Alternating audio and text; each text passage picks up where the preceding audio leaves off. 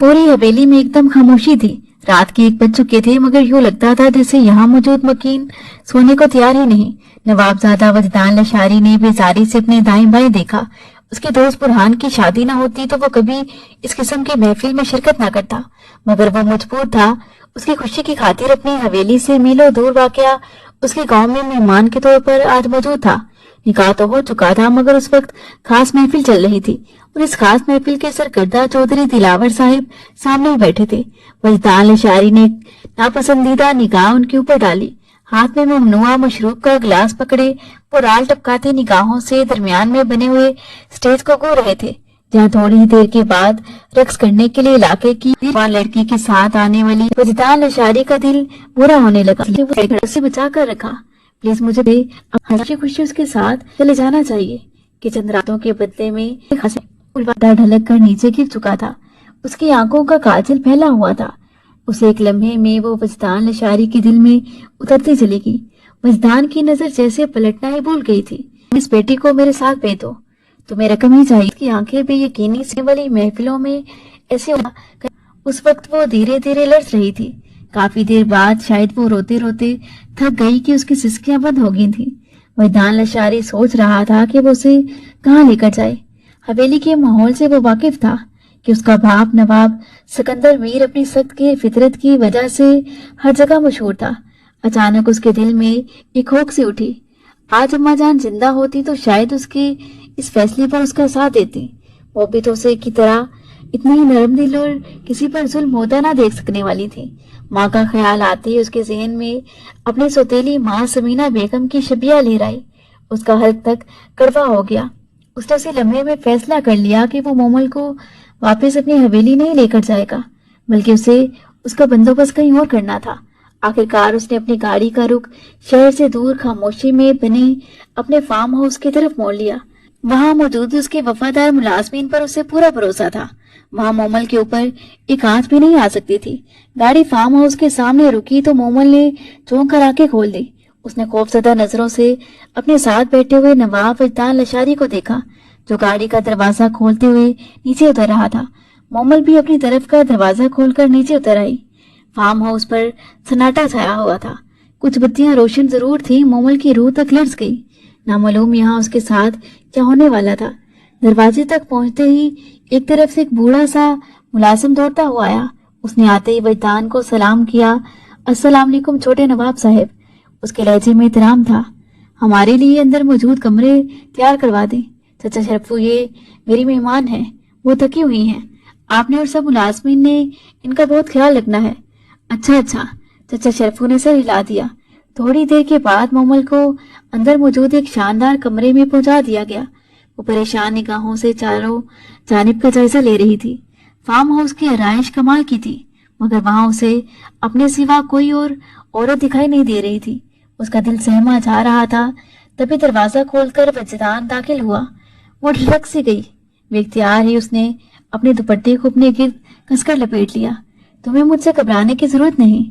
मैंने सिर्फ तुम्हारी मदद करने की खातिर तुम्हारी माँ को रकम दी थी, ताकि वो तुम्हें उस अय्याश बुड्ढे के हाथों फरोख्त न करें। तुम यहाँ आराम से रह सकती हो। ये मुलाजमीन मेरे वफादार हैं, तुम्हें कोई खतरा नहीं होगा।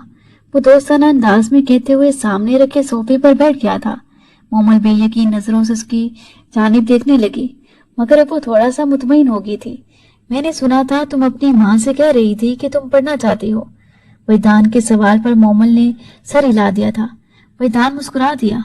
फिक्र करने की जरूरत नहीं, मैं तुम्हारी पढ़ाई का बंदोबस्त भी कर दूंगा। तुम पढ़ो लिखो और यहाँ आराम से रहो। वो अपनी जगह से उठ खड़ा हुआ और अगले ही पल वो दरवाजा बंद करते हुए बेडरूम से बाहर निकल गया था। मोमल को अपनी किस्मत पर यकीन आया कि वाकई उसे जिसने खरीदा था वो इस कदर अच्छा इंसान था। रात खामोशी से गुजर गई। अगली सुबह दरवाजे पर होने वाली दस्तक से वो जागी थी। वो चौंक कर उठी। मुलाजमा दरवाजा खोलकर अंदर आ रही थी। मोमल बीबी, छोटे नवाब साहब का हुक्म है कि आपके कपड़े जूते आपके कमरे में रख दिए जाएं। बस वही रखने आई हूँ। मुलाजमा ने एक बड़ा सा अटैची के सामने रखते हुए कहा। फिर उसमें से शानदार मलबूसात निकाल कर अलमारी में हैंग करने लगी। मोमल हक्का बक्का ये सब देख रही थी। थोड़ी सी देर के बाद उसे शानदार नाश्ता कमरे में ही दे दिया गया था। वो अभी तक अपनी किस्मत के पलटने पर हैरान थी, मगर एक खदशा सा उसके दिल में अभी तक छुपा हुआ था। न जाने वैदान लशारी ये सब क्यों कर रहा था। मुलाजमा ने उसे बताया कि ड्राइवर जाकर उसका दाखिला फॉर्म ले आया है और मोमल को उसे भरकर वापस कॉलेज में जमा करवाना था, और ये कि कॉलेज में उसका दाखिला आज हो जाएगा। मोमल की तो जैसे खुशी की इंतहा न रही थी। वो जल्दी से तैयार होकर बाहर निकली। उसे अब ये सब कुछ अपना अपना सा लगने लगा था। चाचा शरफू ड्राइवर के साथ खड़े थे। वो सभी लोग मोमल के सामने नजरें झुकाए रखते थे। मोमल को अंदाजा होने लगा था कि वैदान लशारी कोई आम आदमी नहीं है। शानदार गाड़ी में बैठकर वो ड्राइवर के साथ जाकर अपने कॉलेज का फॉर्म जमा करवा रही थी। उसके कदम जमीन पर टिक ही नहीं रहे थे, और फिर तो जैसे खुशियों भरे दिन मोमल का नसीब बनने जा रहे थे। वो सुबह कॉलेज आती, वापस आती तो फार्म हाउस में घूमती फिरती। उसे यहाँ के सुनाटे और खामोशी से भी मोहब्बत होने लगी थी, मगर दिल के किसी गोशे में वो अनजाने तौर पर ही वैदान इशारे की मुंतजिर रहती थी। वो जो हवेली वापस आते ही वहाँ के कामों में बुरी तरह से उलझ गया था। उस रोज भी वो अपने कमरे में सो रहा था जब अचानक दरवाजा खोलकर उसके बाबा नवाब सिकंदर मीर अंदर दाखिल हुए। कब तक सोते रहोगे? हमारी जान, उठकर अपने बाबा से भी मिलो। हम आज ही शहर से वापस हवेली आए हैं। बाप की मोहब्बत भरी आवाज पर अचानक ही वैदान की आंखें खुल गईं। वो लपक कर उठा और बाप के गले लग गया। वो सख्त गैर जरूर थे, मगर वैदान से बेहद मोहब्बत करते थे। समीना बेगम बता रही थी कि तुम अपने दोस्त की शादी में उनकी हवेली गए थे। कैसी रही तुम्हारी दोस्त की शादी? सबको पता तो चला ना कि नवाब वजदान लशारी ने उनकी शादी में शिरकत की थी। उसके बाबा जान सामने सोफे पर बैठे हुए ठाठ से पूछ रहे थे। अचानक ही वजदान बुरी तरह से चौंका। शादी के जिक्र के साथ ही उसे मोमल याद आई थी, जिसे फार्म हाउस में छोड़ने के बाद वो तो जैसे भूल ही चुका था। उसके बाबा जान फिर से अपना सवाल दोहरा रहे थे। वो चौंक सा गया। जी बाबा जान, शादी बहुत अच्छी थी, उसने संभलते हुए उन्हें जवाब दिया। तभी समीना बेगम कमरे के दरवाजे से अंदर दाखिल हुई, हाथों में हीरे की अंगूठियां और चेहरे पर बेतहाशा मेकअप। वो उम्र में छोटी बनने की कोशिश करते हुए बुरी तरह नाकाम हो रही थी। वैदान ने एक नापसंदीदा निगाह उन पर डाली। वो मुस्कुराते हुए आकर नवाब सिकंदर मीर के बराबर में बैठ गई थी। हाँ भाई, शादी में गया था, मगर बगैर बताए। भला सुतेली माँ को इस लायक कहाँ समझता है कि कुछ बताए। मैं तो कहती हूँ अब इसकी शादी कर दें ताकि ये कुछ काबू में आए। समीना बेगम ने खुशामदाना अंदाज में मुस्कुराते हुए कहा था। वजदान जानता था कि उनके दिल में क्या है। बाप की गैर मौजूदगी में उसके साथ इस तरह का जालमाना सलूक किया करती थी, उसे कभी नहीं भूला था। पैरों भूखा रखना और बाथरूम में बंद कर देना, ये तो बहुत छोटी छोटी सजाएं थी। वजदान ने तो उन्हें कई दफा छुरी लेकर अपनी जानिब लपकते हुए देखा था। अपने लिए उनकी आंखों में छलकती नफरत वो साफ देख चुका था। यही वजह थी कि वो कभी सौतेली माँ की तरफ से अपना दिल साफ ना कर पाया था। मुझे जब शादी करनी होगी मैं कर लूंगा, आपको इस बारे में फिक्र करने की जरूरत नहीं, वो सख्ती से कहता हुआ वॉशरूम में जा घुसा था। देखा आपने, ये किस तरह बदतमीजी से मुझसे बात करता है। समीना बेगम ने फौरन शोहर को शिकायत लगाई। वो सर झटक कर रह गए। वैदान तैयार होकर बाहर निकला तो कमरा खाली था। उसके जहन में मोमल का ख्याल आ रहा था। वो नाश्ता किए बगैर ही जल्दी से गाड़ी लेकर फार्म हाउस की जानिब निकल पड़ा। कितने दिन हो गए थे उसने उस लड़की का पता ही नहीं किया था। उसे फिक्र सी होने लगी थी। जिस वक्त वो फार्म हाउस के सामने रुका, सूरज ढल रहा था। इस खामोशी के इलाके में तो रात वैसे ही जल्दी हो जाया करती थी। चाचा शरफू ने उसे सलाम किया था।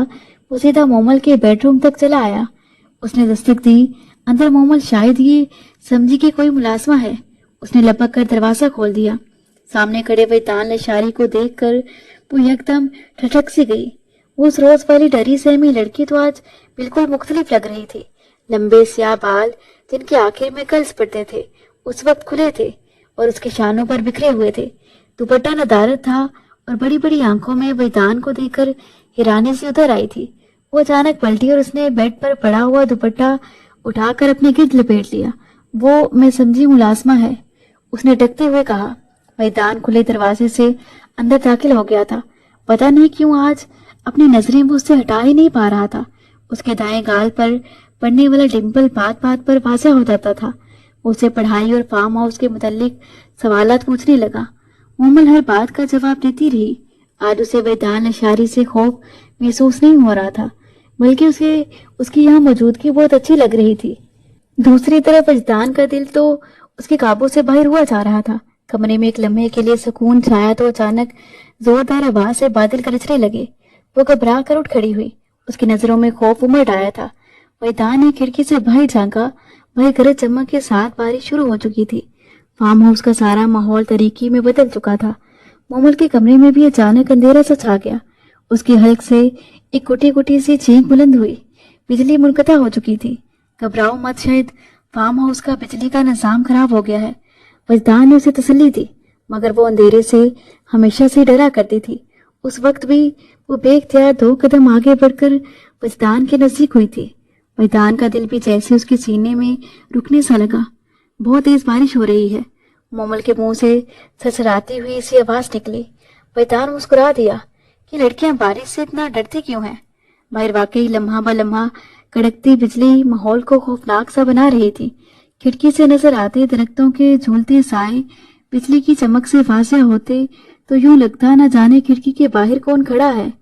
एक दफा फिर बिजली चमकी तो मोमल घबरा कर वजदान के बाजू से जा लगी। उसने वजदान का बाजू बुरी तरह से दबोच लिया था। वजदान के दिल की धड़कनें भी जैसे बेकाबू सी होने लगी थी। रात, तन्हाई और मौसम का फंसों उस पर हावी होने लगा था। उसने नरमी से मोमल के हाथ को थामते हुए अपना बाजू छुड़वाना चाहा। परेशान मत हो, मौसम अक्सर खराब हो जाया करते हैं, और भला इसमें इतना डरने की क्या बात है। उसकी आवाज बोझल हो रही थी, मगर मोमल खुद को संभालने की कोशिश में मुसलसल नाकाम थी। वो सरता पैर लर्ज रही थी। तभी वजदान ने खुद से जैसे हार मान ली। उसने यकलक थी मोमल को बाजू से पकड़कर अपनी जानिब खींचा। आखिर क्यों मेरा इम्तिहान ले रही हो? जानती भी हो पहली नजर देखते ही मैं तुम पर बुरी तरह से मन मिटा था, और अब रात के इस पहर मेरे इस कदर करीब खड़ी हो, मैं खुद को रोक नहीं सकता। उसकी बारी आवाज मोमल के कानों में पड़ी तो वो साकित सी रह गई। नहीं वजदान, आप ऐसा नहीं कर सकते। बड़ी मुश्किल से मोमल के लबों से आवाज निकली, मगर वजदान फैसला कर चुका था। मैं ऐसा क्यों नहीं कर सकता? मैं आजाद हूँ। क्या तुम्हें मेरा करीब आना अच्छा नहीं लग रहा? उसकी आवाज में हल्का सा शिकवा था। मोमल की आंखों से आंसू टपका और उसके गाल को छूता चला गया। प्लीज ऐसा मत करें। आपने मुझे इज्जत दी है। आप मुझे मेरी अपनी ही नजरों में ना गिराएं। अगर आप मुझे अपनाना चाहते हैं तो मुझे अपना नाम दें, मुझसे निकाह करें। उसके बाद मैं आपकी किसी मर्जी के आगे इनकार नहीं करूंगी। मोमल की आवाज में इल्तिजा थी। वजदान ठिठक सा गया। बोझल होती सांसें गोया उसके सीने में ही रुक सी गई थी। अगले पल उसने एक झटके से मोमल को खुद से दूर किया और कमरे से बाहर निकलता चला गया। मोमल ने गहरी सांस ली। आंखें आंसुओं से बोझल हो रही थी। शायद वजदान को उसने नाराज कर दिया था, मगर वो जो चाहता था वो पूरा करना उसके बस में नहीं था। वो खामोश बैठी थी। उसे लगा शायद वो वापस चला गया है, उसे हमेशा के लिए छोड़कर। मगर ठीक 10 मिनट बाद उसके कमरे का दरवाजा एक बार फिर खुला था। मोमल चौंक कर उठ खड़ी हुई। सामने ही बीके लिबास में वजदान लशारी खड़ा था। उसके साथ ही चचा शरफू भी खड़े थे, मगर हैरत अंगेज तौर पर उस वक्त उन्होंने सर पर टोपी पहन रखी थी और उनके हाथ में एक रजिस्टर था। चचा शरफू मौलवी भी हैं, वो हमारा निकाह पढ़ा सकते हैं। मुझे तुमसे निकाह करने पर कोई एतराज नहीं, वजदान संजीदगी से कहते हुए कमरे में दाखिल हो रहा था। मोमल का दिल जोर से धड़क उठा। चचा शरफू के साथ 2 मुलाजिम और भी थे जो सर झुकाए खड़े थे। मोमल को कुछ मालूम ना हुआ।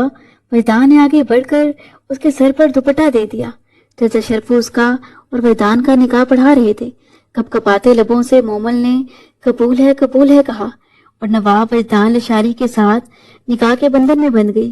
दुआ के लिए चेहरे पर हाथ फेरे तो मुलाजिम और चचा शरफू वजदान को मुबारकबाद देते हुए उल्टे कदमों कमरे से बाहर निकलते चले गए।